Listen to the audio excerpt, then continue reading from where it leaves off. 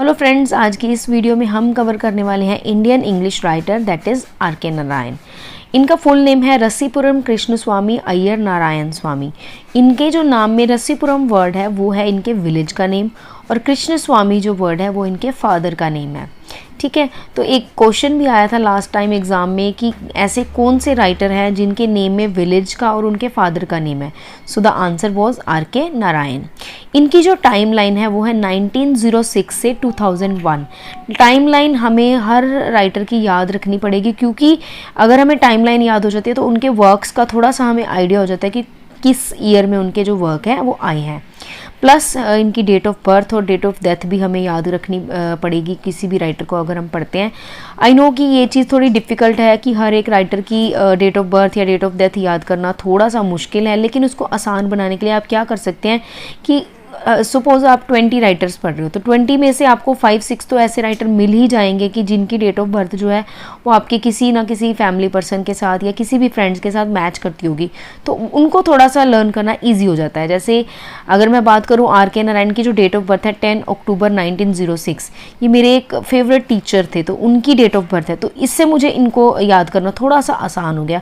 तो ये मैं आपको इसलिए बता रही हूँ कि कई बार हमें जो चीज़ ईजी लगती है हो सकता है दूसरों को शेयर करने से उनको भी वो चीज़ इजी लगे, तो इस तरीके से आप इनको याद कर सकते हो।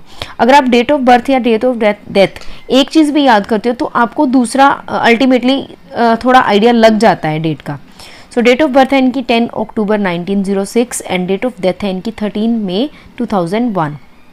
बर्थ हुआ था इनका मद्रास में एंड डेथ हुई थी इनकी चेन्नई में। ये 20th सेंचुरी के राइटर हैं। नेशनैलिटी इनकी मैं आपको पहले ही बता चुकी हूँ कि आज हम इंडियन इंग्लिश राइटर कर रहे हैं, तो नेशनैलिटी इनकी इंडियन है। ये एक ब्राह्मण फैमिली से बिलोंग करते थे। ये फेमस थे अपने एक फिक्शनल टाउन, साउथ इंडिया का एक फिक्शनल टाउन मालगुडी से। ये असल में कोई टाउन नहीं है, लेकिन ये इनके एक फिक्शनल टाउन है, मीन्स इन्होंने अपने वर्क्स में जो क्रिएट किया है टाउन उसके बारे में, उसके लिए ये बहुत ज़्यादा फेमस हुए। जैसे थॉमस हार्डी के जो नॉवेल्स हैं वो वेसेक्स से रिलेट करते हैं, तो ऐसे ही इनका जो फिक्शनल टाउन है वो मालगुडी है। ये जो मालगुडी का इन्होंने सेटअप किया था, फिक्शनल टाउन जो भी इन्होंने बनाया है वो इन्होंने मैंने कहीं पढ़ा है कि सितंबर 1930 में इन्होंने स्टार्ट किया था वो ये चीज़ ऑन विजयदशमी, मीन्स कि दुशहरा के दिन इन्होंने ये स्टार्ट किया था, क्योंकि हम इंडियंस जो है जब भी कुछ नया स्टार्ट करते हैं तो माना जाता है कि विजयदशमी वाले दिन कुछ भी अगर नया स्टार्ट करते हैं तो उसको अच्छा माना जाता है। तो इस व्यू से इन्होंने सितंबर 1930 में on the day of Vijayadashami ये जो फिक्शनल टाउन था क्रिएट किया था। जॉनर जो है इनका फिक्शन लिखते थे, ये नॉन फिक्शन लिखते थे, मिथोलॉजी से वर्क्स हैं इनके रिलेटेड हैं।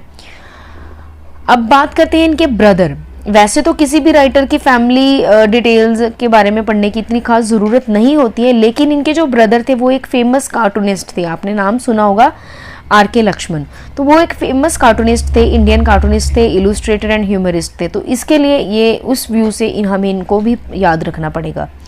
इनकी ग्रैंड मदर ने इनको एक निकनेम दिया था जो कि इनका नेम है कुंजप्पा। नारायण्स मेंटर, इनके ग्राहम ग्रीन जो थे इनके मेंटोर रहे हैं, काफ़ी वर्क्स में पब्लिश करवाने में इन्होंने काफ़ी मदद की है नारायण की। तो इनकी एक सेमी ऑटोबायोग्राफिकल ट्रायोलॉजी है, Swami and friends, bachelor of arts and the English teacher. Swami and friends जो इनका ये फर्स्ट वर्क है, बैचलर ऑफ आर्ट्स इनका सेकंड वर्क है और द इंग्लिश टीचर इनका फोर्थ वर्क है। मींस फर्स्ट, सेकंड और फोर्थ वर्क से इन्होंने एक अपनी सेमी ऑटोबायोग्राफिकल ट्रायोलॉजी है जो लिखी है। इनके वर्क्स में जो आपको थीम मिलेगी वो मिलेगी social context and everyday life of his characters. Everyday life means जो दिनचर्या है लोगों की, मतलब आम रूटीन जो होती है लोगों की, विलेज पीपल की, वो सब आपको इनके वर्क्स में मिलेगी। इनको कंपेयर किया जाता है विलियम फॉकनर के साथ जो कि एक अमेरिकन राइटर हैं। उनका भी एक फिक्शनल टाउन था जो कि था योकना पतवाहा। ठीक है, और इनकी भी जो थीम थी लिखने की वो कुछ सेम ही थी, social context and everyday life of his characters. वो भी उनका भी थीम पैटर्न जो था वो सेम ही था। सो इसलिए इन दोनों को कंपेयर किया जाता है। नेक्स्ट इनको कंपेयर किया जाता है एक फ्रेंच राइटर गाय डी मॉपसेंट के साथ। नेक्स्ट अब हम इनके वर्क्स के बारे में पढ़ेंगे। फर्स्टली मैं आपको बताऊंगी इनके फिक्शन वर्क्स के बारे में। So first one is Swami and friends जो कि इन्होंने लिखा था 1935 में। Second one is the bachelor of arts, 1937 में आया ये इनका work. Third one is the dark room जो कि 1938 में आया। फोर्थ वन जो इनका वर्क है द इंग्लिश टीचर, 1945 में आया। इंग्लिश टीचर जो इनका नॉवल है, ये इन्होंने अपनी डेडिकेट किया था अपनी वाइफ को। जैसे मैंने आपको पहले बताया था कि फर्स्ट, सेकंड और फोर्थ नॉवल को मिलाकर इनकी एक ट्रायोलॉजी बनती है, सेमी ऑटोबायोग्राफिकल ट्रायोलॉजी। ठीक है। ईयर्स आपको ये नहीं कहूँगी कि मैं आपको सारे के सारे ईयर्स याद करें, आप जो इनके मास्टरपीसेस हैं उनके ईयर्स आप ज़रूर याद करें। जैसे कि ट्रायोलॉजी वाले जो 3 नॉवेल्स हो गए, इनके आप याद रख लीजिए। ठीक है। तो आपको अवेलेबल सारे हो जाएंगे, विकीपीडिया से भी आपको ईयर्स सारे अवेलेबल हो जाएंगे, लेकिन याद आपको वो ही ज़्यादातर रखने हैं जो इनके मास्टरपीसेस हैं। Next is mister Sampath 1948, the financial expert 1952, waiting for the Mahatma 1955, ये एक पार्टीशन नॉवल है। नेक्स्ट इज द गाइड 1958, जिसमें प्रोटैगनिस्ट है Raju. The man eater of Malgudi 1961, protagonist Nataraj. The vendor of sweets 1967, जिसके प्रोटैगनिस्ट है Jagan. The painter of science 1977, a tiger for Malgudi 1983, जिसका protagonist है Raja. Talkative man 1986, the word of नागाराज 1990, grand mother's tell 1992। Next अब हम पढ़ेंगे इनके non fiction. Next Sunday 1960, my dateless diary 1960, my days 1974। इसके नाम से ही हमें लग रहा है कि ये एक ऑटोबायोग्राफी है। जी हाँ, ये एक ऑटोबायोग्राफी है। Reluctant guru 1974, emerald route 1980, a writer's nightmare 1988, A Storyteller's Word 1989, The Writerly Life 2001, Mysore 1944। Next जो इन्होंने मेथोलॉजी में जो वर्क लिखा है वो कुछ इस तरीके से है। Gods, demons and others 1964, the Ramayana 1972, the Mahabharata 1978। Mahabharata का जो फुल इनका टाइटल है वो है the Mahabharata, a short and modern prose version of the Indian epic. Have short story collections. Malgudi days 1942, 9 stories हैं इसमें। एंड एस्ट्रोलॉजर्स डे 1947, इसमें 30 स्टोरीज हैं। Lawley road and other stories 1956, a horse and 2 goats 1970, under the banyan tree and other stories 1985, the grandmother's tale and selected stories 1994। ये जो Malgudi days और under the banyan tree and other stories हैं, ये इनकी include हुई थी Swami and friends में। Next अब हम डिस्कस करेंगे इनके अवार्ड्स। इनको मिला था SAA, यहाँ पे मैंने शॉर्ट फॉर्म में लिखा हुआ है SAA। सो अगर आप लिटरेचर स्टूडेंट हैं तो आपको अच्छे से पता होगा कि इसका क्या मीनिंग है। इट इज़ साहित्य अकादमी अवार्ड। इनको मिला था 1960 में इनकी नॉवल द गाइड के लिए। 1958 में ये नॉवल पब्लिश हुआ था। आपको पता ही होगा वैसे तो कि ये जो इनका नॉवल है द गाइड, इनके ऊपर एक फ़िल्म भी बन चुकी है इस नॉवल के ऊपर, जिस फिल्म का नाम भी सेम ही था, द गाइड, जिसमें देवानंद और वहीदा रहमान ने रोल प्ले किया है। इस फिल्म को फिल्म फेयर अवार्ड भी मिला था। 7 फिल्म फेयर अवार्ड्स मिले थे इस फिल्म को। 7 फिल्म फेयर अवार्ड्स मिले थे, आप याद रखना। Filmfare award for the best story. Padma Bhushan इनको मिला है 1964 में। AC बेंसन मेडल इनको मिला है 1980 में, जो कि इनको मिला था UK royal society of literature की तरफ से। Nominated for Nobel prize in literature but never won. Nominate काफ़ी बार हुए हैं ये नोबेल प्राइज़ के लिए, लिटरेचर में नोबेल प्राइज़ के लिए, बट इनको कभी मिला नहीं है। Next is Padma Vibhushan. इनको पद्म विभूषण जो है 2000 में मिला है, मीन्स कि इनके डेथ से 1 ईयर पहले इनको पद्म विभूषण जो है मिला था। नेक्स्ट हम पढ़ेंगे अडेप्टेशंस के बारे में। अब इनका जो नॉवल था द गाइड, जैसे मैं आपको पहले ही बता चुकी हूँ कि 1958 में ये पब्लिश हुआ था। इसको 1960 में 2 ईयर्स लेटर साहित्य अकादमी अवार्ड भी मिला है, और इस पे 1965 में फिल्म भी बनी है जिसको विजय आनंद ने डायरेक्ट किया था, एंड वहीदा रहमान और देवानंद जी ने इसमें रोल प्ले किया। लेकिन इनको ये फिल्म जो है अच्छी नहीं लगी थी, तो इसके लिए, इसका क्रिटिसाइज़ करने के लिए एक लाइफ मैगजीन में इनका एक कॉलम पब्लिश हुआ था, द मिसगाइडेड गाइड करके। सो कई बार ये टर्म भी पूछ सकता है कि मिसगाइडेड गाइड जो है ये क्या टर्म है या क्यों लिखी गई थी। तो ये मैं आपको बता रही हूँ कि ये इन्होंने फिल्म को क्रिटिसाइज़ करने के लिए लिखा था, क्योंकि इनको ये फिल्म जो है अच्छी नहीं लगी थी। Next is mister Sampath 1948। इसके ऊपर भी एक फिल्म बनी है सेम नेम से। Next is the financial expert 1952। इसके ऊपर कन्नड़ फिल्म बनी है जिसका नाम था बैंकर मर गया 1983। मर गया जो है ये फाइनेंशियल एक्सपर्ट में प्रोटैगनिस्ट है। Malgudi days TV series start हुई थी 1986। अब एग्जाम में ज़्यादातर या तो थीम पूछी जाती है, ओवरऑल एक लाइन में ही थीम जो है कवर करती है, या फिर इंपॉर्टेंट कैरेक्टर्स काफ़ी ज़्यादा पूछे जाते हैं कि जैसे सैम्यूल का कैरेक्टर है वो किस नॉवल में है। आपको 4 ऑप्शंस मिलेंगे तो आपको बताना होगा कि कौन से नॉवल में है। सो एक बार आप इनकी समरीज ज़रूर पढ़ लें। मीन्स वही बात की जिस वक्त जो इनके मास्टर पीसेस हैं उनकी समरी भी एक बार ज़रूर पढ़ लीजिए, उनके ईयर्स भी आपको याद रखने हैं, बाकी सारे वर्क्स जो इनके उनको पढ़ने की ज़रूरत नहीं है। तो उनके सिर्फ आपको इनके जो मास्टर पीसेस हैं, कोई भी राइटर है इवन उनके मास्टर पीसेस जो हैं वो इम्पॉर्टेंट होते हैं, उनके ही राइटर्स, उनकी ही थीम्स जो हैं पूछी जाती हैं। सो अभी मैं आपको इम्पॉर्टेंट कैरेक्टर्स बताने वाली हूँ कि किस प्ले में कौन कौन से इम्पॉर्टेंट कैरेक्टर्स हैं। Swami and friends 1935, Samuel, Swami's father, Swami's mother, Swami's grandmother, Swaminathan, Swami's little brother, Rajam, Shankar, Mani, Somu, P. इसको सैम्यूल नाम इसका सैम्यूल है, पी इसको बुलाया जाता था, मीन्स कि निकनेम के तौर पर आप कह सकते हो। ठीक है, तो ये इसमें मेन कैरेक्टर्स हो गए। एक चीज़ मैं आपको और बताती हूँ कि इसमें क्रिकेट मतलब बहुत खेला जाता है इस स्टोरी में, प्ले में।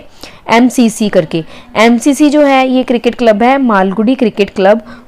Next is the bachelor of arts 1937। इसमें जो प्रोटैगनिस्ट है वो है चंद्रन, नतेसन, मोहन, रामू, मालपति। ये इसके मालती सॉरी, ये इसके फ्रेंड्स हैं। इसके जो टीचर्स हैं वो है Gajapati, principal Brown, Raghavachar and doctor Menon.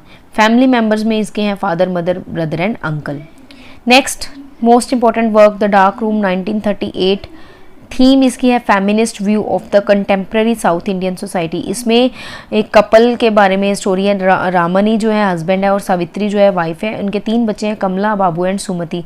Basically क्या होता है इसमें, एक स्टोरी है कि रमनी जो है हस्बैंड जो है उसका कहीं और अफेयर चल रहा होता है।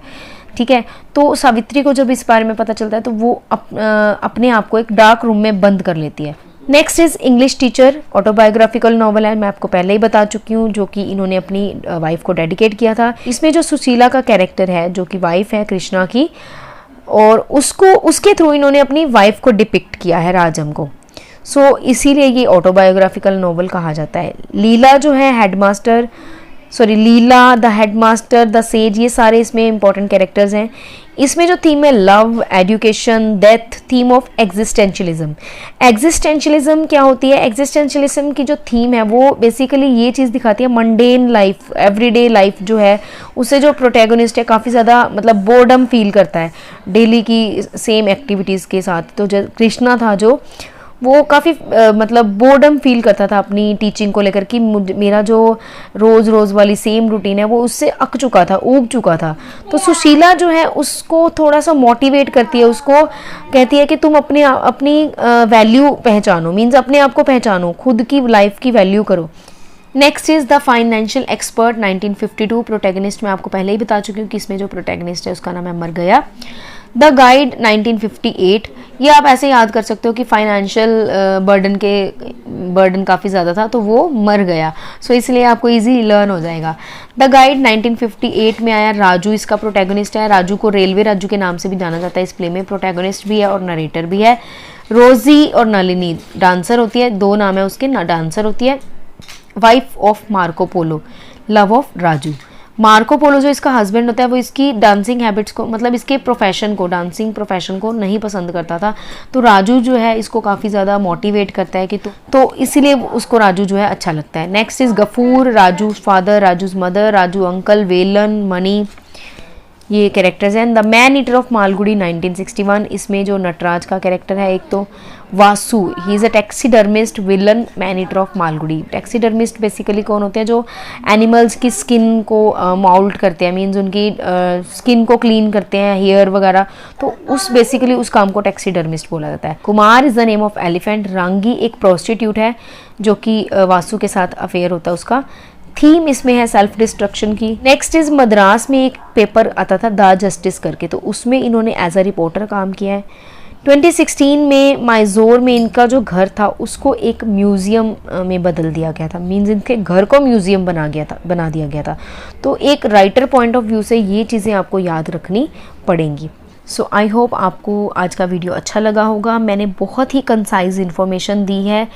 आपको जो चीज़ पढ़नी है मीन्स कि इससे अलावा आपको आई थिंक आपको कुछ भी पढ़ने की ज़रूरत नहीं होगी। जितने भी वर्क्स मैंने आपको बताए हैं अभी मैंने जिनके कैरेक्टर्स बताए हैं, आप उनकी ही थीम्स एक बार उनके ही वर्क्स को, उनकी समरी को अच्छे से पढ़ लीजिए। उसके अलावा आपको कुछ पढ़ने की ज़रूरत नहीं होगी। आई होप आपको वीडियो अच्छा लगा होगा। इस वीडियो में मैंने जितनी भी इन्फॉर्मेशन जो भी एग्जाम पॉइंट ऑफ व्यू से आपको पढ़ना चाहिए वही बताई है।